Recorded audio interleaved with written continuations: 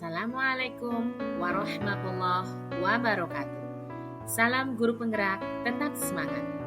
Bapak dan Ibu yang luar biasa, kali ini saya akan menjelaskan tentang koneksi antar materi, refleksi dan kesimpulan pemikiran Ki Hajar Dewantara.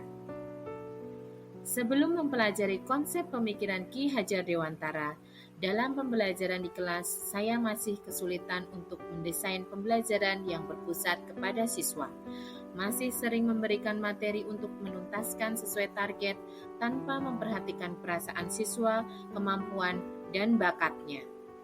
Selain itu, saya juga mengharuskan semua siswa untuk menyelesaikan semua kegiatan yang ada di kelas. Namun, saya jarang sekali melakukan refleksi terkait pembelajaran yang sudah dilakukan, sehingga saya tidak dapat mengetahui sejauh mana keberhasilan proses pembelajaran yang sudah berjalan.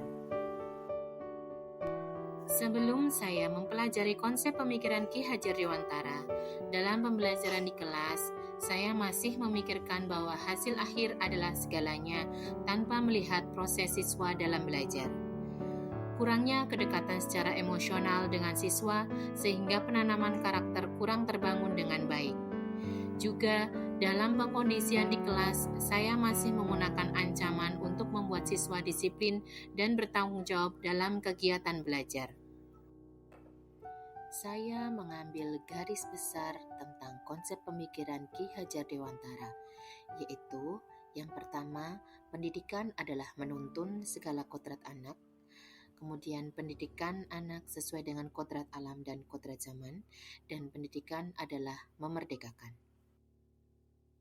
Setelah saya mempelajari konsep pemikiran Ki Hajar Dewantara, saya menyadari bahwa sebagai pendidik, kita tidak bisa memaksakan kehendak kita untuk diikuti oleh anak-anak.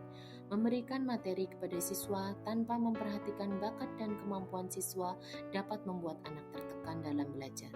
Guru harus mampu menuntun siswa sesuai dengan bakat, minat, dan kemampuannya. Oleh sebab itu, saya berusaha menciptakan suasana belajar yang menyenangkan, apalagi di tingkat TK yang pada dasarnya memang masa anak untuk bermain dan mengembangkan potensi yang dimilikinya. Guru sebagai role model yang akan selalu dilihat dan ditiru oleh siswa baik dari perbuatan dan perkataannya. Untuk itu, saya harus menjadi teladan yang baik bagi siswa dalam penanaman budi pekerti dan berusaha untuk menjalankan slogan dari Ki Hajar Dewantara, yaitu Ingarso Sung Tulodo, Ing Madyo Maun Karso, dan Tutwuri Handayani. Setelah saya mempelajari konsep pemikiran Ki Hajar Dewantara, saya semakin paham dan sadar bahwa setiap anak itu unik. Mereka memiliki karakteristik, bakat, dan kemampuan yang berbeda-beda. Dan tidak dipungkiri juga anak-anak memiliki kekurangan masing-masing. Namun saya yakin dan percaya bahwa dengan memberikan kepercayaan, arahan, dan mengeksplorasi lebih jauh, maka potensi pada diri anak dapat muncul dan mencapai tingkat lebih tinggi. Setelah saya mempelajari konsep pemikiran Ki Hajar Dewantara, saya menyadari bahwa memerdekakan dalam proses pembelajaran adalah siswa dapat belajar tanpa tekanan sesuai karakteristik dan kemampuan anak. Mereka mempunyai gaya belajar yang berbeda dan beraneka ragam. Tugas guru adalah mendesain pembelajaran yang mampu mengakomodir gaya belajar anak yang beraneka ragam. Strategi yang saya lakukan adalah mengidentifikasi karakteristik siswa untuk mengetahui kemampuan, kemajuan, dan hambatan serta tingkat perkembangan siswa dalam belajar. Selain itu, saya melakukan pendekatan dengan berbagai metode yang variatif agar membuat anak semangat, bahagia, dan dapat mengikuti pembelajaran dengan baik. Penerapan konsep pemikiran Ki Hajar Dewantara yang saya lakukan di kelas adalah 1. Berusaha menjadi teladan bagi siswa baik perkataan maupun perbuatan. Yang kedua, melakukan pembiasaan pendidikan karakter secara berkelanjutan.